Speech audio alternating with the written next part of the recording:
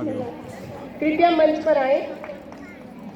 Doctor शैल Sehgal, doctor Bhupesh Dhiman इन्हें सम्मानित करेंगे। आपका सहयोग, जो आप मूलतः नाहन से हैं और आप शिक्षा विभाग में प्रवक्ता अंग्रेजी के पद पर कार्यरत हैं, आपके अंदर राष्ट्रीयता की भावना बहुत ज़्यादा है। आप धार्मिक एवं सामाजिक कार्यों में विशेष रुचि लेते हुए अपने कर्तव्य का निर्वहन करती हैं। भारत निर्माण में महिलाओं का योगदान, इस विषय पर श्रीमती अंजना जी अपने विचार रखेगा। मैम आपका धन्यवाद दीदी। सर्वप्रथम माँ भारती के चरणों को नमन करते हुए मैं इस हिमाचल की पवित्र भूमि को प्रणाम करती हूँ, जिसमें मातृशक्ति अद्भुत संख्या में यहाँ विराजमान है। आज के कार्यक्रम की मुख्य अध्यक्षा मैम, सभी प्रतिष्ठित महिलाएं और दूर दराज क्षेत्रों से आई हुई मेरी मातृशक्ति बंधुगण, जो परोक्ष या प्रत्यक्ष रूप में इसमें अपना सहयोग दे रहे हैं, आप सभी को मेरा सादर नमस्कार, सादर वंदन।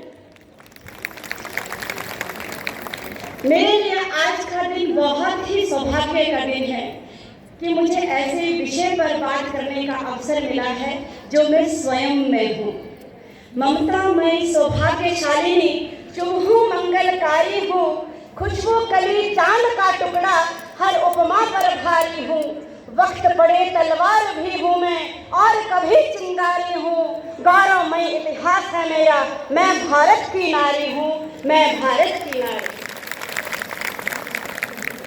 हम सभी जानते हैं कि भारत में नारी का स्थान सर्वोपरि रहा है। हिंदू दृष्टि से अगर हम देखें तो भारत की महिलाओं को विशेष दृष्टि से देखा जाता है। उसके अनेकों कारण हैं। पहले वो समझ लें, भारतीय नारी के आरंभ से ही अनंत गुणों की आगार रही है। उसमें पृथ्वी की सी क्षमता है, सूर्य का सा तेज है, चंद्रमा जैसी शीतलता है और समुद्र जैसी गहराई उसमें है। इसलिए भारतीय नारी विशिष्ट है। तो भारतीय नारी होने पर एक जोरदार ताली। प्यारी बहनों, हम जानते हैं कि जो स्त्री है वो करुणा, प्रेम, दया, क्षमाशीलता और ममता के प्रतीक है। पवित्रता की प्रतीक मूर्ति है वो। इसलिए भारतीय नारी विश्व की नारी से स्वतः ही भिन्न है। विश्व की नारी हमारा अनुसरण करेगी, हमें उनका अनुसरण करने की आवश्यकता नहीं है।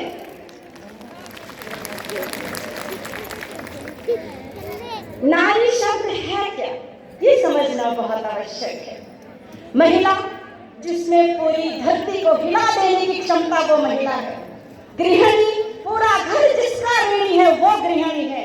और स्त्री को तो परिभाषित करूं तो आप शब्द बोलते हुए ही देखना, सा, त, र और ई की आवाज आती है। सा, जिसमें सत्व गुण है। जब सत्व गुण प्रधान होता है तो स्त्री सरस्वती का रूप धारण करती है। वह अपनी संतान को, अपने समाज को, अपने राष्ट्र को शिक्षा देती है। इसलिए उसको सरस्वती का रूप माना गया। रजोगुण की प्रधानता जब स्त्री में होती है तो लक्ष्मी का रूप धारण करती है।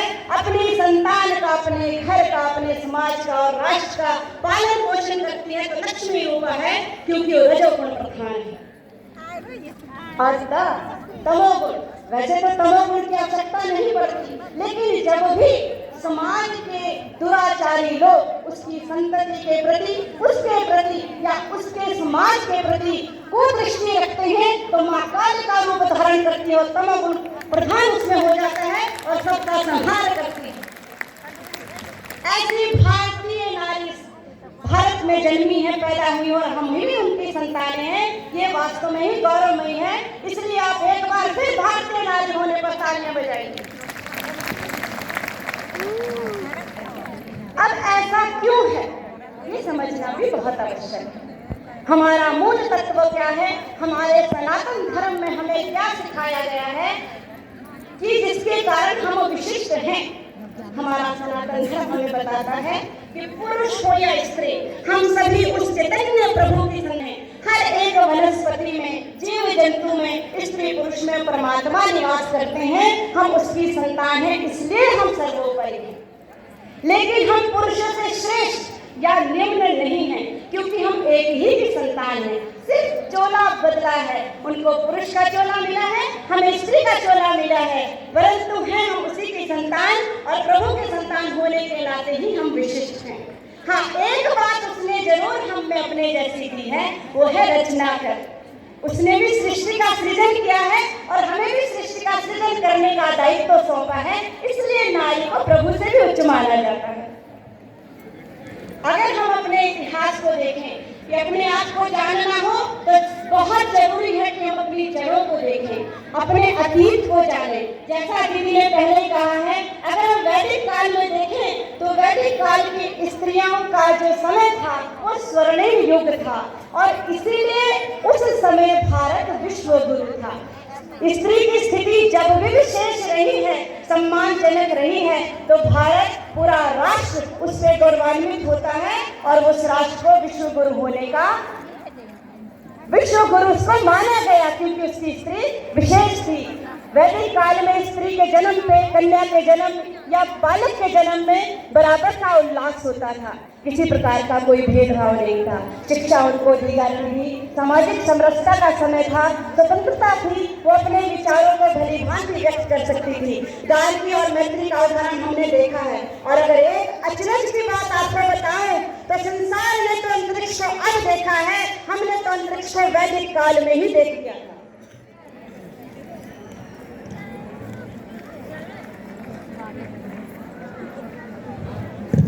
हेलो, मेरा सभी नारी शक्ति से विशेष आग्रह है, आप लोग इस तरह मत उठिए। देखिए, कार्यक्रम की सफलता आपके हाथों में है। आप अपने स्थान पर विराजमान होइए।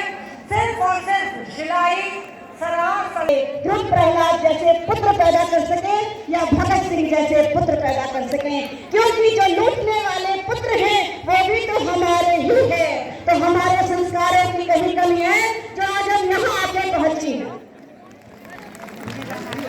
मेरी प्यारी बहन, आपको सोचना होगा, अगर भारत को योगदान देना है तो हमें सीमा पर जाने की आवश्यकता नहीं है, अपने घर में खुद से ही शुरू करना है, अपना आत्मिक बल मजबूत करना है, अनसुईया जैसा चरित्र पाना है जिसने तीनों देवताओं को स्तन पाला और 6 महीने का शिशु बना दिया था।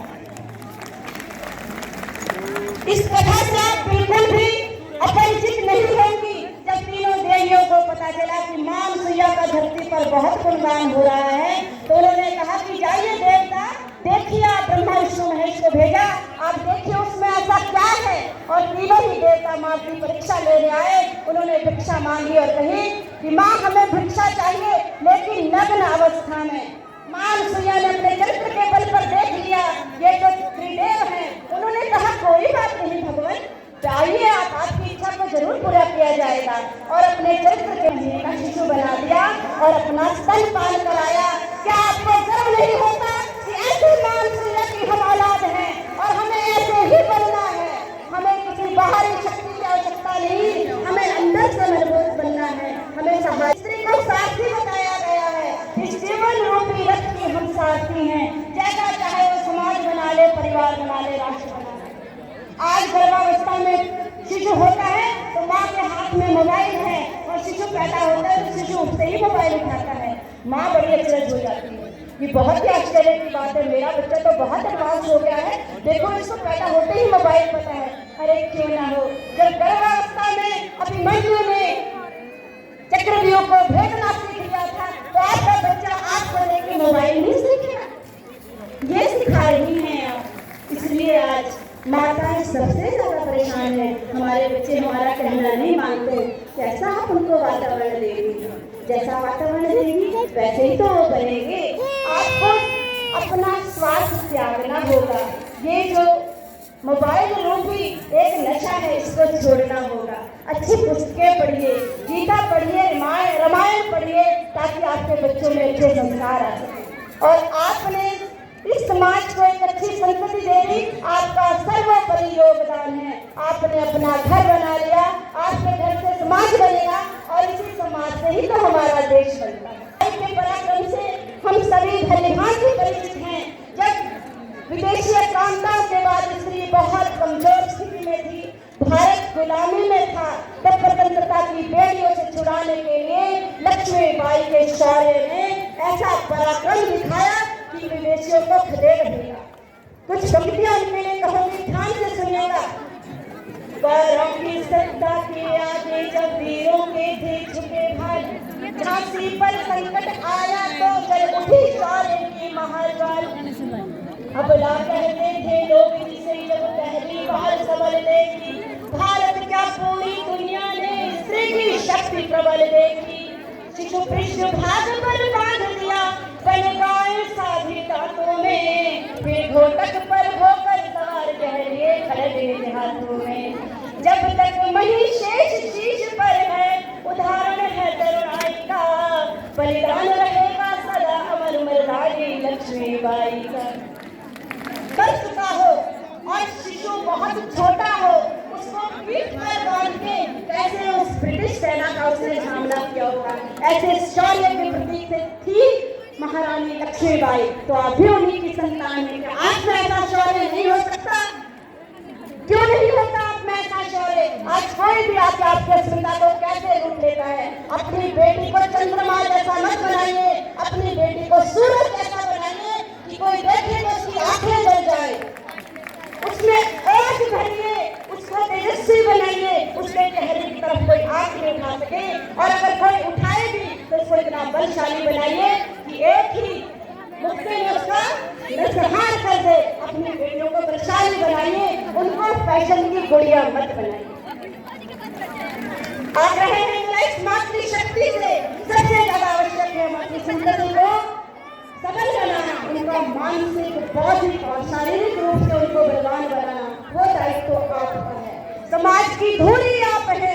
पुरुष एक शक्तिशाली है तो घर में एक ही शक्तिशाली है, शिक्षित पुरुष हुआ तो एक ही शिक्षित हुआ, लेकिन नारी शक्तिशाली है, संस्कारी है तो उसका पूरा परिवार संस्कारी है, उसका समाज संस्कारी है, उसका राष्ट्र संस्कारी है।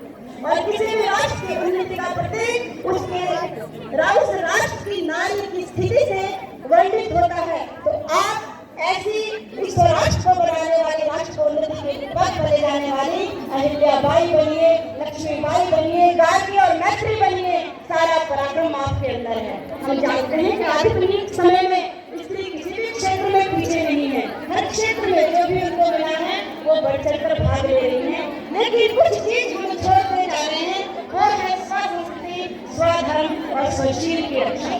जब तक हम स्वसंस्कृति और स्वधर्म की रक्षा नहीं करेंगे हम सबल हो ही नहीं सकते। इसलिए अपनी परंपराओं से, अपनी संस्कृति से जुड़े सभी नारी शक्ति से मेरा आग्रह है, आप पंक्ति में खड़े होइए प्लीज प्लीज, क्योंकि अगर आप पंक्ति में नहीं खड़े होंगे हमारे भैयाओं को वितरण में बहुत असुविधा हो रही है। आपके लिए 3 जगह स्टॉल लगे हैं, भोजन नहीं छूटेगा, और जिन्होंने भोजन ले लिया है वो अपने स्थान पर पुनः बैठकर भोजन करने के बाद आनंद लेते हुए हमारी दीदी के वक्तव्य को सुनेंगे। आपको एक वृतांत बताती हूँ। स्वामी विवेकानंद जी अमेरिका गए और वहाँ अंग्रेजों ने उनसे कहा कि आपके भारत में स्त्रियों की स्थिति बहुत ही बुरी है। देखिए आप अपनी स्त्री, आपकी जो भारतीय नारी होती है, आप उनसे हाथ नहीं मिलाते हैं। तो स्वामी विवेकानंद जी ने कहा आप अपनी क्वीन एलिजाबेथ से रानी एलिजाबेथ से हाथ मिलाते हो? तो उन्होंने कहा वो तो महारानी है, क्वीन है, उनसे कोई हाथ कैसे मिला सकता है? तो स्वामी विवेकानंद जी ने कहा मेरे भारत की हर एक नारी रानी है, इसलिए उनसे हाथ मिलाने का सामर्थ्य किसी में हो ही नहीं। हर क्षेत्र में हम योगदान दे सकते हैं। कैसे? सबसे पहले आता है वैचारिक योगदान। आपको जो पहले पढ़ी लिखी है, वैसे मोबाइल चलाना तो आजकल अनपढ़ को भी आता है, आप सोशल मीडिया पे अपनी भारतीय संस्कृति विचार का प्रसार कर सकते हैं। कोई भी आपकी परंपरा बहुत अच्छी है, आप उसका प्रचार प्रसार कीजिए। सामाजिक सारे समाज में समरसता का भाव बनाइए, किसी को निम्न या उच्च मत समझिए, सभी में उसी प्रभु का अंश देखिए। स्त्री हो या पुरुष सभी को सम्मान दीजिए, आपका सम्मान स्वतः ही हो जाएगा। सांस्कृतिक विकास आप कैसे कर सकती हैं? घर में अपने बच्चों को वीर गाथाएं सुनाएं। अगर मैं अपने बचपन का उदाहरण दूं तो मेरी माँ शाम का चूल्हा जब जगता था तो सारे गांव के बच्चों को इकट्ठा हम कर लेते थे और मेरी माँ हमें कहानियां सुनाया करती थी। कहानी सुनाती थी हमें सावित्री की, कहानी सुनाती थी हमें माँ सुइया की। तो हमें बचपन से इस बात का बोध था कि चरित्र नाम की कोई चीज ऐसी होती है जो जीवन में बहुत महत्वपूर्ण है, और वो आज भी अंगीकार है। आप अपनी संतति को जैसा चाहें वैसा बना सकते हैं, उनका दोष बाद में है, पहले दोष आपका है। जहाँ तक रही पुरुषों की बात, वो तो इतना भोला भाला होता है कि अगर आप ना चाहें तो अपने भाई बहनों से भी बात करना बंद कर दें। उसी घर में प्रेम सद्भाव रह सकता है, कुटुंब जुड़ा हुआ रह सकता है, जिस घर की नारी प्रेम और सद्भाव रखती है। जिस घर की नारी प्रेम सद्भाव नहीं रखती, वो घर अक्सर टूट जाया करते हैं। तो बहनों, आपके ऊपर छोटा मोटा नहीं, बहुत बड़ा दायित्व है। पहले अपने कुटुंब को संभालने का, फिर अपने समाज को संभालने का, और जब ये दोनों संभल जाएंगे तो राष्ट्र तो अपने आप संभल जाएगा। आज हम ऐसे युग से बीत रहे हैं जहां हमें बहुत ही यशस्वी, जहां हमारा लीडर है, हमारा प्रधानमंत्री हमारी संस्कृति और परंपरा को आगे बढ़ाने वाला है। लेकिन अकेला इंसान कभी भी कुछ नहीं कर सकता जब तक हम सब लोग उसका सहयोग ना दें। और देखो कितनी आनंद की बात है कि सहयोग हमें दूसरों का नहीं करना है, सिर्फ अपना करना है, अपना उत्थान करना है, अपने लिए सोचना है, स्वार्थी होके नहीं, परमार्थी होके, सबका भला सोच के, और अपने आप सब अच्छा होता जाएगा। तो पुनः ये भारत विश्व गुरु बन जाएगा। अधिक ना कहते हुए मैं इन पंक्तियों से खत्म करती हूँ, समापन की ओर चलती हूँ। है ईश्वर मालिक ऐ दाता, ऐ जगत नियंता दीन बंधु, हे परमेश्वर प्रभु हे भगवान, हे सच्चिदानंद हे दया सिंधु। सभ्यता यशस्वी हो जाए, मानवता का फैले प्रकाश, सब दिव्य गुणों के पोषक हों, कर दो कुदृष्टि का सर्वनाश। इतिहास गढ़े जाए प्रतिबल, पृष्ठों में अकड़न सदा रहे, सज्जनता का अनुशीलन हो, मानव को पथ का पता रहे। हर एक बालिका भी दोषी हो, हर बालक निधि निधान बने, फहराए तिरंगा अंबर तक, माँ का ध्यानी परिधान रहे।